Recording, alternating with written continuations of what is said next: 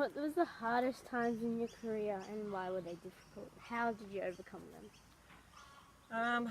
Probably that first year on the circuit.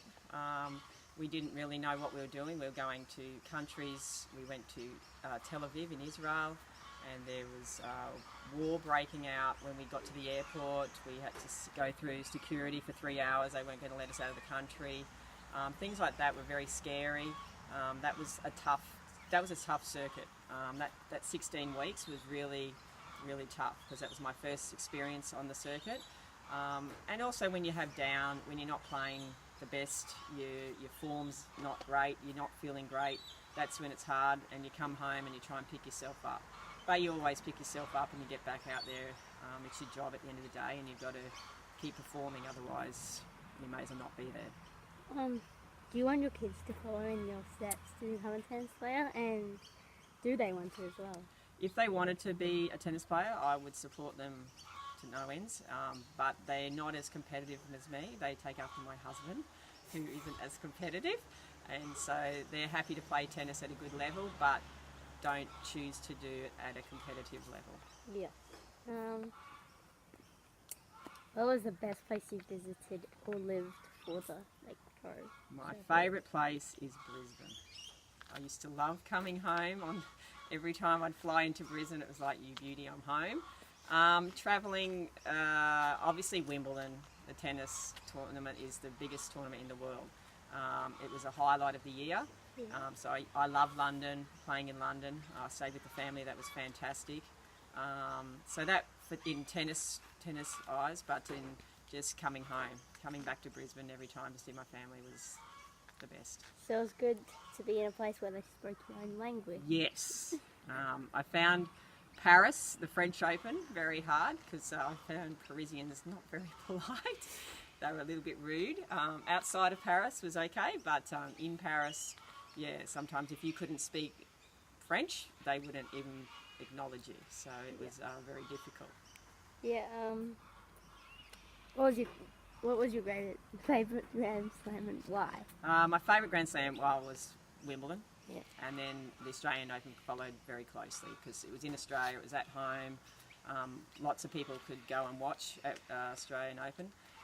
Maybe that was on a par, but I used to love Wimbledon because it was the biggest tournament in the world. As a player growing up, that's where you dreamed of playing. And yeah. Did you play in Brisbane ever? I did play in Brisbane. They used to have a tennis centre at Milton. Yeah, where Emerson's is now, Emerson Park, tennis centre. They used to have grass courts there. They used to have hard courts there. So that was our main centre. I've played at Hopewell and they had the tournaments there, and then now it's at Tennyson.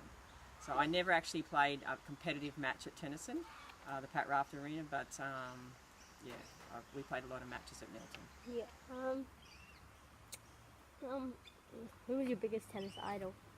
Steffi Graf, and I actually played her in my first Grand Slam, and I named my daughter after Steffi Graf, so that's why she's called Stephanie.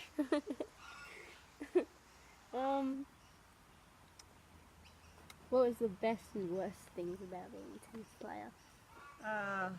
The best thing is the opportunities it gave me to meet people, to see the world. The challenge of getting a world ranking and being the highest ranked player you can be. And the worst things about, did you say worst things? Yeah. The worst thing was being away from home for such a long period of time, not seeing friends and family for such long periods. Yeah. What tips would you give anyone that wants to be a tennis player? Anyone who wants to be a tennis player, you have to work really hard.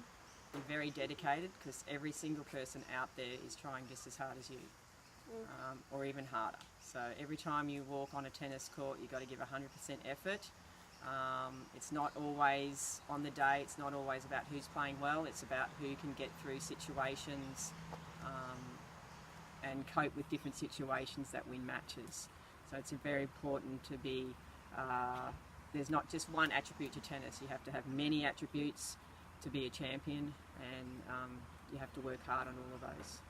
Do you have any personal anecdotes that you could share with me that were funny or just weird? No. You hear them all on the tennis court, my coaching, don't you? No, no. Yeah. Oh, okay. So you just had an ordinary life. Yep, ordinary life compared to, oh, look, I say it's not ordinary really. Being a sporting professional is not an easy lifestyle, but it's given me so many opportunities, set me up for life, and so it's been fantastic, but it's a very hard lifestyle. The last question is, would you like, what would you like, where would you like to go? Just like, if you were to go anywhere in the world, where would you go? We just been to Tasmania, that was one. It's Australia. I want to see Australia. So I've done Ayers Rock, done the Great Barrier Reef, we've done Tasmania, so I would like to do Kakadu or something like that. Okay. Thank you. Okay, no worries. All right.